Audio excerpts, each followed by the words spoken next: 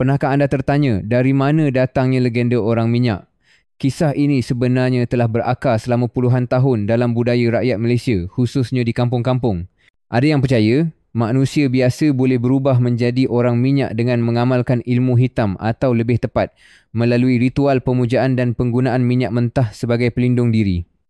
Teknik occult dan mantra sering disebut-sebut seolah-olah ini sebuah teknologi ghaib yang hanya difahami segelintir saja.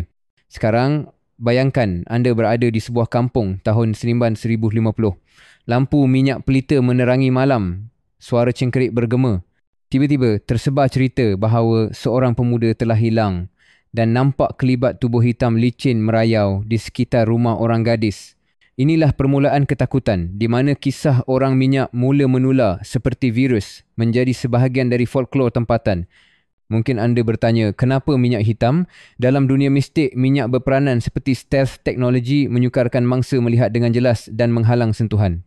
Begitulah, teknik tradisional bertemu kepercayaan satu gabungan antara ritual dan psikologi masyarakat.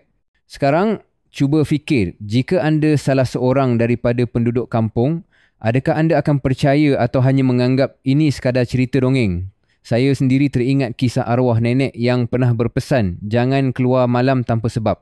Setiap mitos pasti ada sebab dan pengajarannya. Inilah permulaan epik orang minyak. Dari akar sejarah, kisah ini berkembang menjadi amaran dan hiburan mencipta identiti seram yang unik kepada budaya Malaysia. Dan di situlah kepercayaan masyarakat membentuk naratif antara realiti dan fantasi. Mari saya ceritakan satu malam yang mengubah hidup seorang gadis muda, Siti Aisyah. Bayangkan suasana.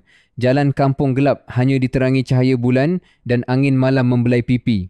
Siti baru pulang dari pasar malam meniti denai bersendiri.